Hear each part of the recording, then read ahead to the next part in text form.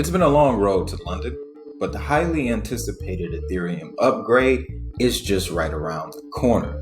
The London hard fork will include EIP 1559, and in this video, I'm going to give you all the key dates and important developments that you need to know about as we approach London. Stay tuned.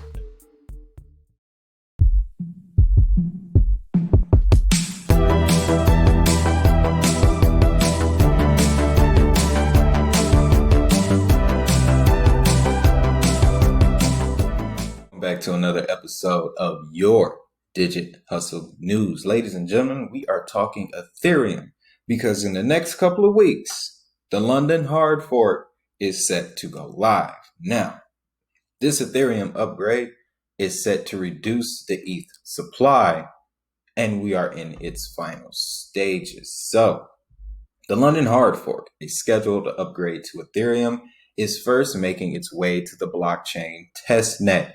Tim Bako of the Ethereum Foundation announced that London will go live on Ropsten testnet around June 24th, followed by Goerli on June 30th and Rinkeby on July 7th. All dates are, of course, estimates and could shift slightly depending on how long it takes for blocks to be mined. But he's quoted as saying, once the upgrade has successfully been activated on these networks, a block will be set for the Ethereum mainnet, and that should be in July. The London upgrade will implement 5 separate Ethereum improvement proposals, which are changes to the blockchain's code that must be broadly agreed upon by community members before they can be adopted. The most controversial change is the EIP 1559, originally floated by the Ethereum creator Vitalik Buterin, which alters how network fees work and how miners, the people running the software behind the processes, get compensated. Currently, every time someone makes a transaction or interacts with a smart contract on Ethereum, they must decide on a fee, which is more or less a guessing game. To push through a transaction quickly, you can set a high fee, all but ensuring miners will include it in a block. If you lowball, your transaction likely waits until miners are less busy processing higher paying transactions. So, if you ever wanted to know why gas fees are the most irritating thing in crypto, that's your explanation. That's what's happening every time you go to do an Ethereum transaction, guys. There's a gambling casino on the other side of the screen going on, and your transaction is just trying to find a slot machine. Okay, but nevertheless, speed is important in several instances, including when trading upon Ethereum-based decentralized exchanges such as Uniswap, where token prices can swing rapidly. Traders often lose money if they wait too long. Now, to tackle this issue, EIP 1559 will double the capacity of the blocks.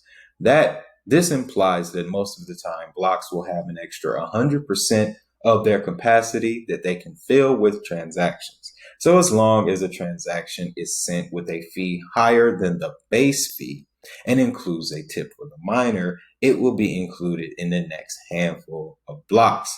However, if the network is highly congested, the fee structure will use the previous system. Now, this added transparency is billed as an improvement to user experience. Some miners, however, claim that it is deleterious to their experience. Under EIP 1559, that base fee is burnt, meaning taken out of circulation, instead of going to the miners. The idea is to turn ETH, which doesn't have a supply limit like Bitcoin, into a deflationary asset, or at least create deflationary pressure. Less ETH in circulation should theoretically be good for miners because it can increase demand and the exchange price for Ethereum, which miners will still get as a reward every time they create a new block.